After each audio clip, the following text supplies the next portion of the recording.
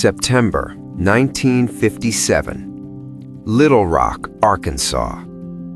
America loved calling itself the land of freedom. But that morning, freedom stopped at the school gates.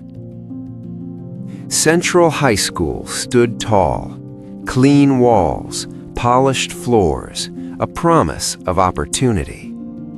But there was one rule nobody wrote down: not for you. 9 black teenagers woke up that morning knowing history was waiting for them. They weren't famous, they weren't activists, they were just kids with backpacks and shaking hands. One of them, Elizabeth Eckford, walked alone. No protection, no warning, just her books held tight to her chest. At first, people stared, then they whispered, then the shouting started. "Go back home, you don't belong here." And standing between her and the school doors, the National Guard, not there to protect her, there to stop her. Elizabeth tried to move forward. A soldier raised his rifle and told her to turn around.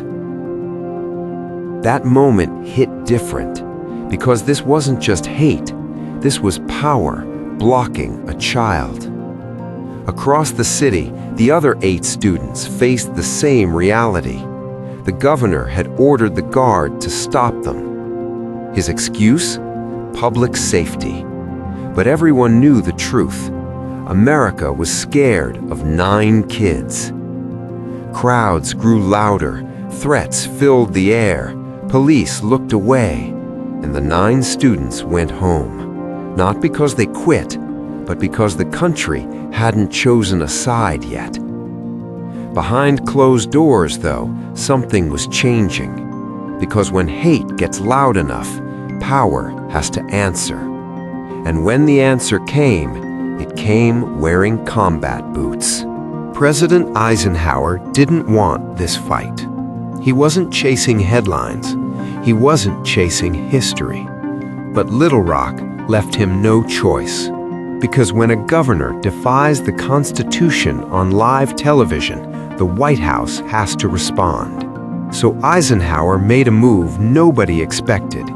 He took control of the National Guard.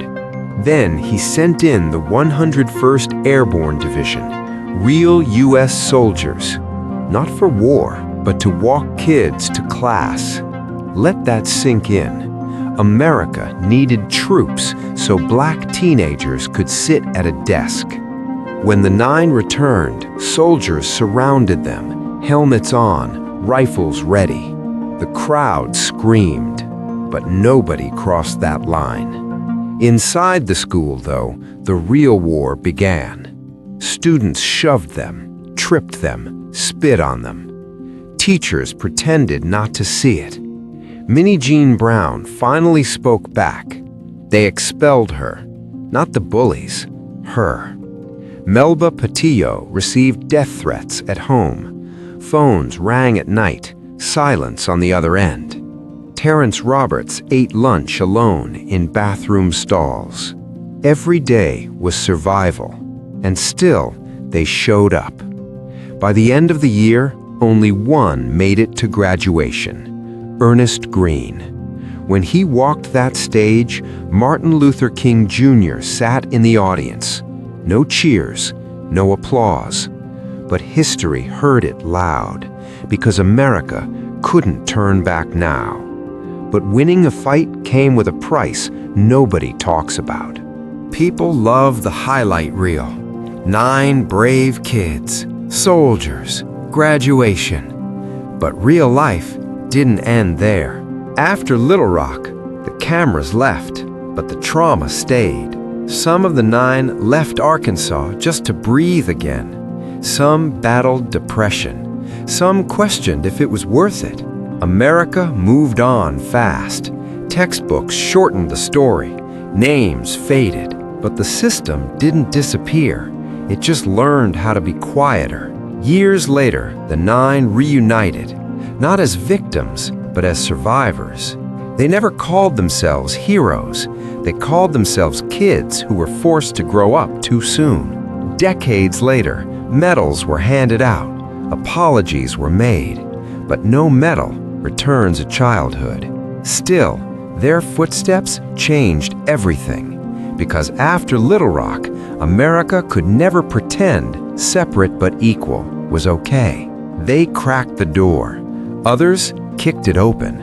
And every time someone walks into a space they were once denied, that path leads back to those 9. And the final chapter proves something powerful. They didn't change America by shouting. They changed it by staying. History loves numbers, but change never comes from numbers. It comes from names. And the 9 students who walked into Central High didn't disappear when the cameras turned away. They didn't stay frozen in black and white photos. They lived, they struggled, they succeeded. Ernest Green didn't stop at graduation. He went on to work with major U.S. organizations and government programs, helping open doors he once had to force open himself. Survival turned into leadership.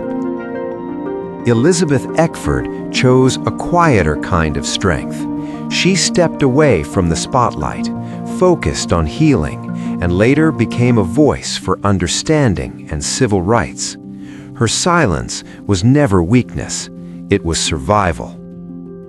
Carlotta Walls-Lanier built a career in real estate and dedicated her time to education advocacy.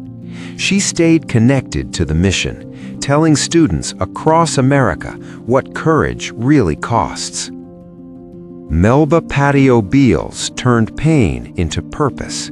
She became a journalist, an author, and finally told the story in her own words, on her own terms.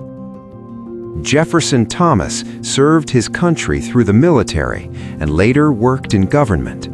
Discipline became his armor long after the hallways stopped being hostile. Terrence Roberts pursued education and mental health advocacy. He spoke openly about trauma, something America didn't want to hear back then. Minnie Jean Brown Trickey, once punished for defending herself, grew into a powerful voice for youth empowerment and justice. She never apologized for surviving. Gloria Ray Karlmark left the country, built a professional career overseas, and chose distance over destruction. Sometimes freedom means leaving. Thelma Mothershed Ware became an educator. After everything she endured, she stood in classrooms, making sure others felt safe where she once wasn't. None of them asked to be symbols. None of them planned to be history. They just refused to disappear. Years later, America finally said thank you. Medals were handed out, hands were shaken, but the real legacy was never medal, it was movement. Because every time someone thinks, I don't belong here, this story whispers back, 9 kids did. And they didn't back down. And here's the real question. If this happened today, would America be any braver than it was back then?